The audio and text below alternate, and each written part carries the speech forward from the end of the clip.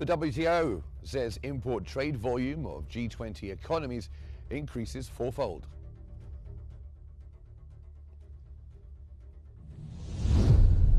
The U.S. Army Secretary accuses defense contractors of conning military into buying overpriced equipment.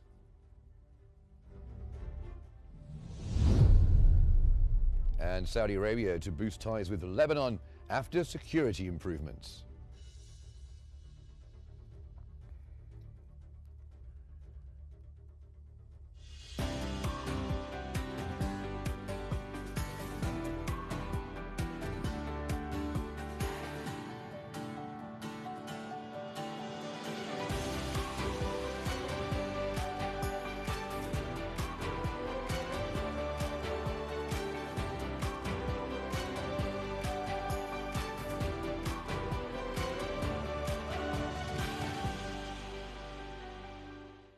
Hello, good evening and welcome to the Qnews Economic Bulletin. We'll start off with global economy as the World Trade Organization reported that G20 trade restrictions have surged with new measures between mid-October 2024 and mid-October this year, affecting more than 4 times the import volume of the previous report. G20 economies imposed tariffs and other curbs on $2.6 trillion in imports, 14.3% of their total, up from $599 billion a year earlier. Including export measures, 185 actions now impact around $2.9 trillion in trade, compared with $829 billion previously. Despite the uptick in restrictions, G20 members also introduced 184 trade facilitating measures, covering $2.1 trillion in goods, nearly double last year's level, and largely avoided retaliatory steps.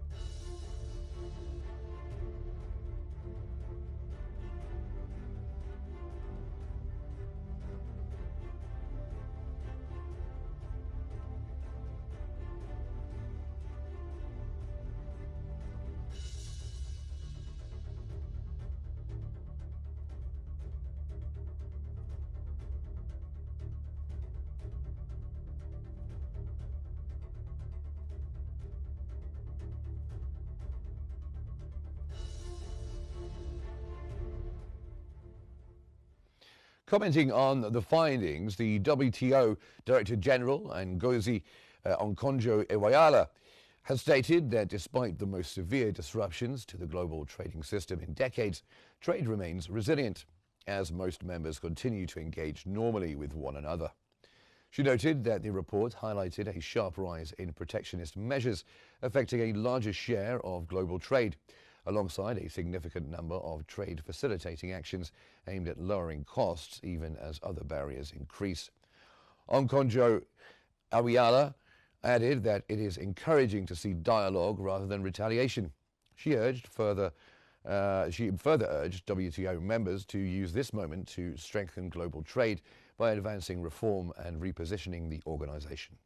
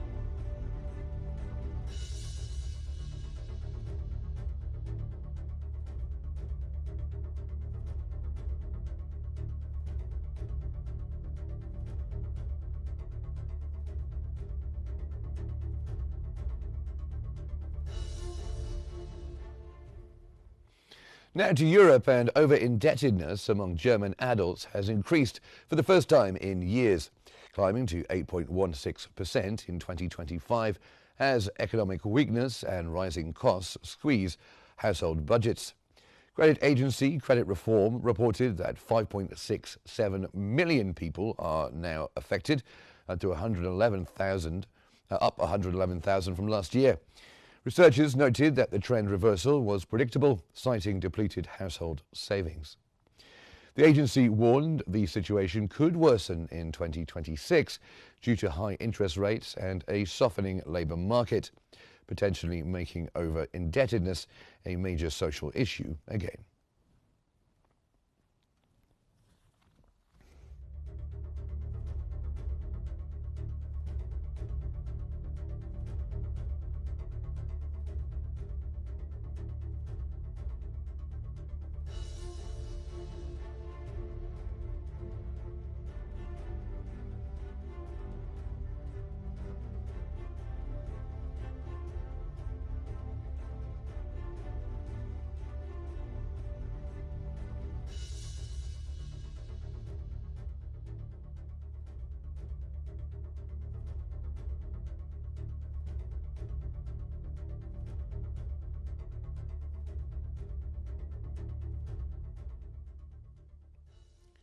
Now moving on to Asia, and China's National Bureau of Statistics reported that retail sales of consumer goods grew 4.3% year-on-year in the first 10 months of 2025, reaching over 41 trillion yuan. Online retail sales rose 9.6% to more than 12 trillion yuan. Sales of physical goods increased 6.3% to over 10 trillion yuan, making up 25.2% of total retail sales. Services retail sales expanded 5.3% from January to October, slightly faster than in the first 3 quarters. Data also showed that in October alone, retail sales exceeded 4.6 trillion yuan, up 2.9% year-on-year. Urban retail sales reached 4 trillion yuan, a 2.7% increase, while rural sales rose 4.1% to 627 billion yuan.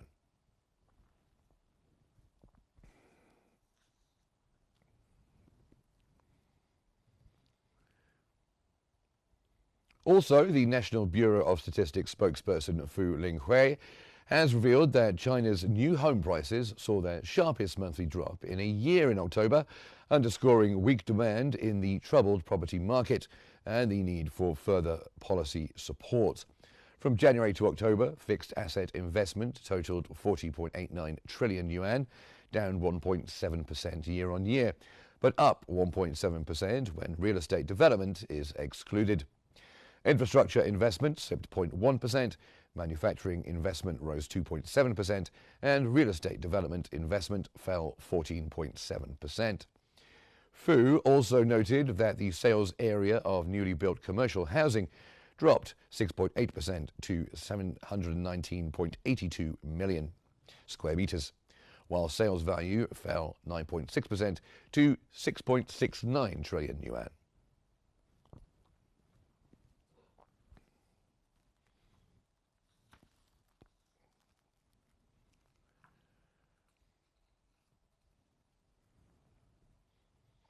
Still in China, where the cabinet has pledged to boost consumption by better aligning supply with demand, using consumption upgrades to stimulate industrial modernization.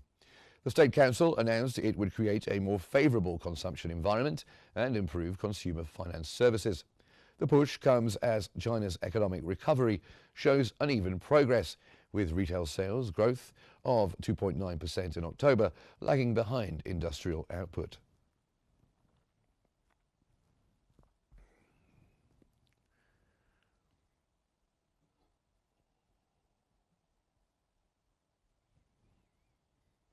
India's central bank has announced relief measures for exporters affected by. I'm going to come back to that for just a moment. Affected by recent U.S. tariff hikes, including a moratorium on term loan repayments due between September and December 2025. The move supports sectors like garments, jewellery and chemicals facing duties as high as 50%. The Reserve Bank of India also extended the timeline for repatriating exports.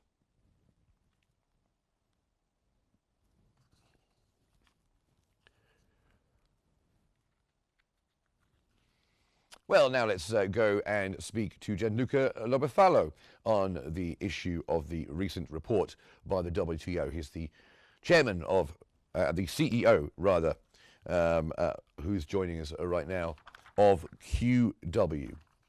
So, thank you very much for joining us here on the program, QW Capital rather. Now, how significant would you say the fourfold increase in G20 trade-restricted imports is, and what does it signal about the global trade environment? Yes, that's actually is totally expected because this is the year in which we have seen an increase in tariff that not only increased by, as the WTO said, by fourfold. We know that the level of tariff has increased by more than four times versus December 24. So this was expected. Obviously, what was not expected a year ago before the tariff were implemented, but only threatened, was that we would have seen an increase in trade in 2025. So basically, we are talking about more than an increase of more than 4%. And this is due to what? To front loading, as we said other times, of people importing and uploading their storage before the tariff were taken into place. So this is, if you think about in hindsight, it was expecting this behavior by importer, but obviously what is now concerning is a back to reality where the WTO in a very optimistic forecast is expecting an increase for next year only of 0.5 on the world trade. The good thing is that in line or better, on top of all the new tariff that's been announced and implemented, we've seen 184 of new measures among the G20 countries to allow to facilitate trade. So yes, we talk about tariff, obviously because US is involved. So the biggest consumer in the world is putting tariff, particularly on the producer, so the one who export into the US. So that's the big game. But in reality, what we as well see is a resilience of all the other countries, particularly within the G20, they implemented almost 200 new measures to facilitate trade. So that's actually is a good sign of try to find efficiency somewhere else. And like in Europe, for example, we have more barrier. The cost of the internal barrier within the euro area are much higher than the actual tariff were with the US. So yes, we can try to negotiate, and we try to negotiate to reduce tariff with the US, but how about we make more efficient the interblock, so within the euro area, the trade within this country? There would be actually a much bigger impact on the European economy than the tariff had in 2025. And what would you say are the main drivers behind this $2.6 trillion surge in G20 trade restrictions? Is clearly US tariff, US policy. So that has been the retaliation, obviously, because we have to think about China tariff and we have to think about the obvious and expected retaliation versus US policy. But again, it shouldn't come as a surprise. I mean, this was announced, was during political campaign, so it hasn't been an unexpected event. It's a well-priced, a well-expected event. And what's your view on this supposed simultaneous rise in both the protectionist way of operating, but also people making up for this with trade facilitating measures? Is this something that's going to stick and that's going to stay around for a while? Are we seeing a restructuring of global trade? Yes, it is definitely such a comment. Don't forget that we have had 20 years, let's say from 2000 to again to 2024, so even more than 20 years of extreme opening of the trading barrier, trading agreement, so with the globalization. In fairness, I'm much more towards a free market and globalization, but frankly, there's been some decision who were questionable. For example, hopefully we'll go back to less tariff and less barrier to trade, but frankly, we have to restructure as well the role of country. Don't forget that up to a few months ago, China and still nowadays benefit of a emerging market status within the WTO. That doesn't make any sense. It's the second, if not the biggest, biggest economy in the world. It cannot be associated and so follow a paradigm and discipline of an emerging market. It's an incredible economy that is growing massively, that very likely will overtake any other economy in the world. So it cannot have an emerging market status. So meaning that it cannot play with their foreign exchange to offset any strengths or weakness due to trade. We want a free market. I'm towards free market, but should work for everybody. And you mentioned earlier that the WTO, in your view, has been quite optimistic. What risks do these expanded restrictions pose for global supply chains and economic stability? Yeah, it's the unexpected event because, the problem is that when you create tension, accident happen, may happen. And at the moment, it's very difficult to price in a forecast. So I totally agree with the WTO forecast of increase of 0.5 trade for 2026. But we have to consider that an accident may happen. When there are tension, when there are geopolitical tension, the trade agreement are just a symptom of the bigger problem. This is not to do with trade. It's a symptom of a new geopolitical equilibrium. And again, as we said already one more time, recently is a symptom of a pressure by a big part of the world, specifically by the non-dollar parts of the global south that, correctly or wrongly, would like to replace partially at least the role of the dollar as a global reserve currency and with the benefit that come along with that. That is the reason why the trade is becoming one of the, if you like, fighting zone. Thank God it's not a not fight, but it's a cold fight, but still is a fight. But that has to be seen much more as a symptom than the real problem. The real problem is geopolitical re-equilibrium and eventually reestablishing on a new monetary order that doesn't necessarily will have just the dollar at the center of the stage. And the WTO Director General says that trade remains resilient despite the disruptions. Is this a statement that you agree with? Yeah, think about that. We had the new trade through the AI. So, for example, only the AI component, all the trade has been originated by AI. This is a new thing. Like most of the goods that's been there at the center now, this incredibly fast growing part of the economy are actually completely new. They are not replacing something. It's a new component. So obviously there is the impact, the benefit of for example, all the GPU from NVIDIA, as you mentioned, the most successful or the biggest by market cap company in the world, is exporting something that before was only exported to a niche of producer and consumer. So in a way, this is a new market that can be exponentially growing and can be extremely big, but that's add to the trade. So this is a plus, something that was not there before. Okay. Well, thank you so much for joining us. Gianluca Lobafalo, CEO of QW Capital, joining us from London. Thank you very much indeed. Now let's get the latest developments from the United States.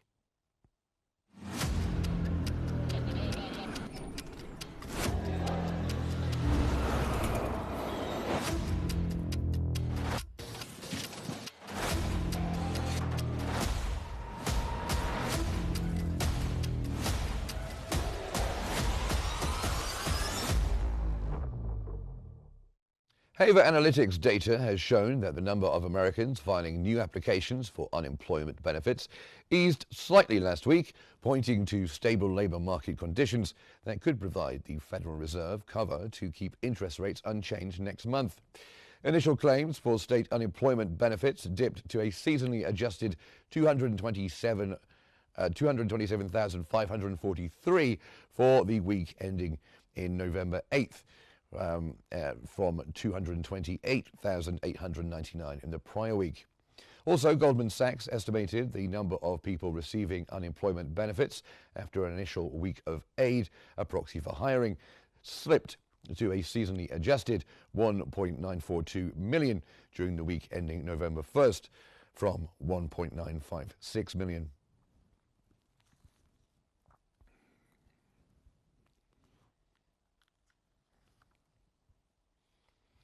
U.S. Army Secretary Dan Driscoll has accused major defense contractors of conning the military into buying overpriced equipment when cheaper commercial alternatives exist. Driscoll highlighted that prime contractors misled both the Pentagon and the public, while partly blaming the government for incentive structures that encouraged exorbitant prices.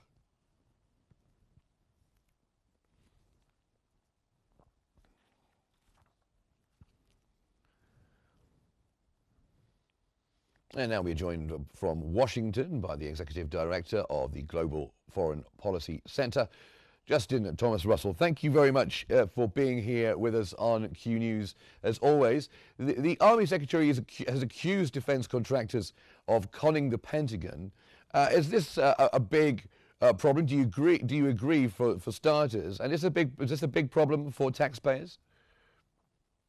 Well, it's always good to see you, Mark. Look, Secretary Driscoll's not necessarily wrong. I mean, you look at the big five defense contractors, their stocks are at an all-time high. They're paying out great dividends to their shareholders. Why is that? Is because of the fact that they've been making huge margins on these defense contracts. Anything from weapon systems, could be the Black Hawk helicopter, as Secretary Driscoll's pointed out, a $40,000 knob that changes altitude for the Black Hawk could be made for $15, is being sold to DoD for $40,000. So those types of margins, this is nothing new. What Secretary Driscoll's doing is he is crossing into the third wire on this one, where he is actively calling it out. It's been largely discussed inside the Beltway. This is a new tone for a senior executive, let alone an appointed secretary in the Department of Defense. Yes, and the Army now plans to buy 1 million drones from commercial suppliers. So what does this shift mean for big defense companies like Lockheed and Boeing? Well, what this means is that they're going to have to kind of change their proposal and pricing structure. Basically, what DoD is doing is it is implementing a program or a methodology in acquisition that has been largely used for decades. It's called COTS, C-O-T-S. It stands for commercial off the shelf technology. Basically, what it says is whatever you can buy at a big box store or is readily available from buying from Amazon should be either easily modified or available to DoD at similar pricing. It's the fact that they're talking about it so openly and that they are changing the procurement policy inside the Army, which I guess is going to go to the other services and probably department wide. Basically, what that means is it's making it more competitive. It's bringing the latest and greatest technology to bear without being held back by these large-scale R&D efforts that are usually inherent to defense programs. On the flip side of that, though, there are certain military specifications that need to be done, and the research and development of creating products that are available to be used in a theater of war, which is going to be more expensive, the R&D and the longer life cycle, or being able to buy 10,000 of these and having them just as throwaway technology. Why are governments, and it's not just the American one, it's true of many countries, why are governments so bad at getting value for money? Yeah, that's a great question, Mark. You know what? I don't know. And here's the funny thing is I used to work for I was a director for a large defense contractor. I won't mention the name, but again, this has just been kind of the norm. In order to bring this type of technology, these type of systems to bear, to make them sustainable. And let's be honest, a theater of war is not exactly the easiest venue to have technology be performing at what they call 5 nines, 99.999% of the time being operational and effective, there's going to be a balance here. I think the other problem is the profit margins. When you get into weapon systems, those margins go easily 50, 60% margins and profit combined. That's big money for a lot of large-scale employers inside the Beltway. And do you think this move towards the commercial technology in the commercial sector is likely to save taxpayers money? It's unclear. Again, this is something that Secretary Driscoll's calling out, and I think that they're going to be wanting to see how this plays out long term. Ultimately, knowing what I know and from my experience inside the industry, I think it ultimately will. I think what it does is it's not that it will save the taxpayers money, more so that it gives more, it brings more effective, more efficient, technologically advanced, readily available technology ready to go in a moment's notice. And what that does is it allows the taxpayers not to absorb a lot of the upfront costs that are usually done when you talk about larger scale. Now, are they going to be able to do this with a nuclear sub or an aircraft carrier? Obviously not. Even systems like the Tomahawk or the Patriot batteries, those are still going to be very unique, very mission-specific sets. This is not something I can go to a Walmart to buy off the shelf. But for the smaller, more tactical systems, I think this could be a good offset as far as the spending that goes to these type of government contractors. But you don't think then that we're talking about a complete overhaul of the system? Would it be just incremental little changes?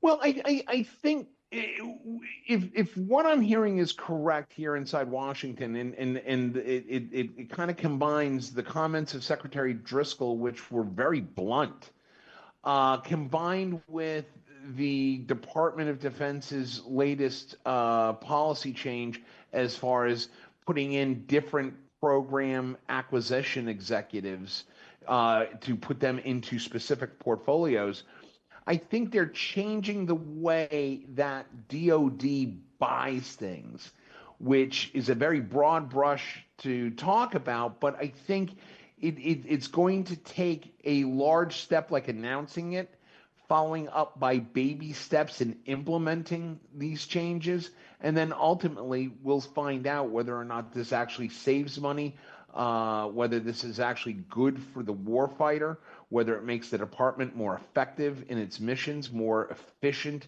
in the way it acquires products.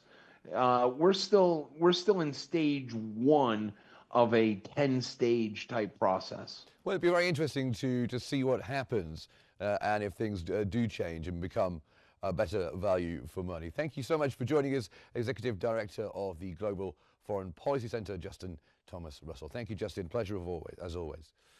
Now, on tariff policy, the United States has announced that it will remove tariffs on some foods and other imports from Argentina, Ecuador, Guatemala, and El Salvador, under framework agreements that will give U.S. firms greater access to those markets.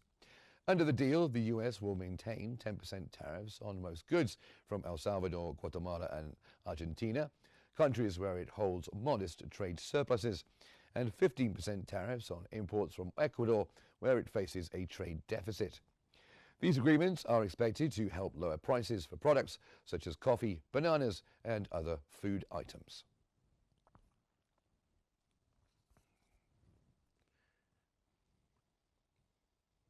The Swiss government has announced that the United States will slash tariffs on Swiss goods from 39% to 15% under a new trade agreement.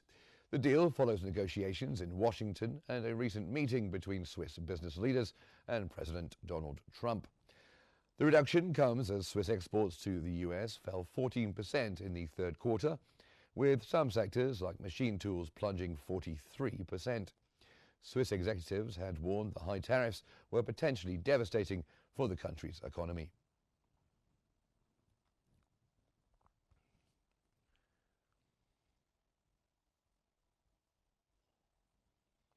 Meanwhile, the US and South Korea have released details of a trade agreement that includes a $150 billion Korean investment in the American shipbuilding sector and an additional $200 billion earmarked for industrial sectors. The two countries agreed to cut US import duties on South Korean goods from 25 to 15%. South Korea's Industry Minister Kim Jung-kwan and US Commerce Secretary Howard Lutnick also signed a non-binding 27-point memorandum on strategic investments. President Lee Jae-myung added that South Korea will build nuclear-powered submarines and form new partnerships with the US in shipbuilding, AI, and the nuclear sector.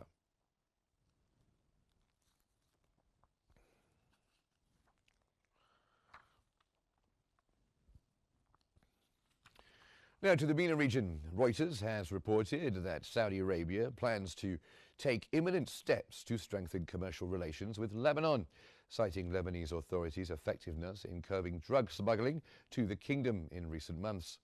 According to a senior Saudi official, a delegation will soon visit Lebanon to discuss resolving barriers to Lebanese exports, though the official didn't specify which measures would be taken or sectors affected.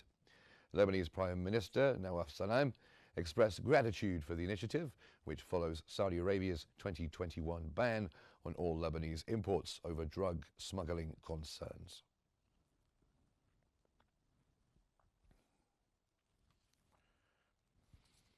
Lebanon's central bank has imposed new anti-money laundering controls on financial institutions, aiming to remove the country from the FATF's grey list. The measures target money transfer firms and exchange houses with stricter compliance rules, with similar controls planned for commercial banks. The Banking Control Commission will monitor implementation as Lebanon works to address the financial integrity concerns that prompted its inclusion on the international watch list.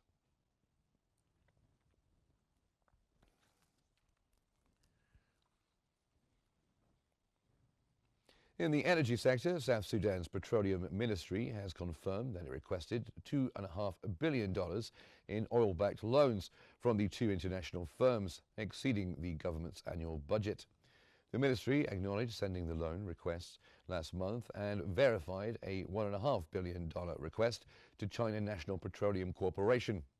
In both cases, the ministry proposed to repay the loans within 54 months and dismissed what it described as defamatory social media commentary about the requests.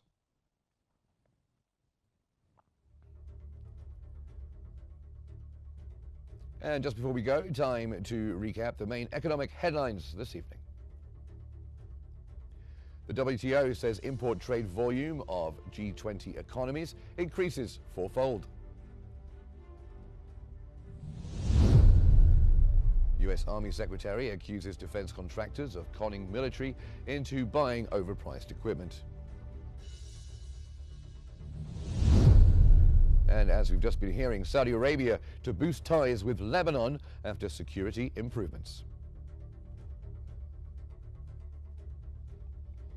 And that's our economic bulletin for this evening. Don't forget you can follow Q News on YouTube, Facebook, X, Instagram and TikTok at Qnews EGY to stay informed.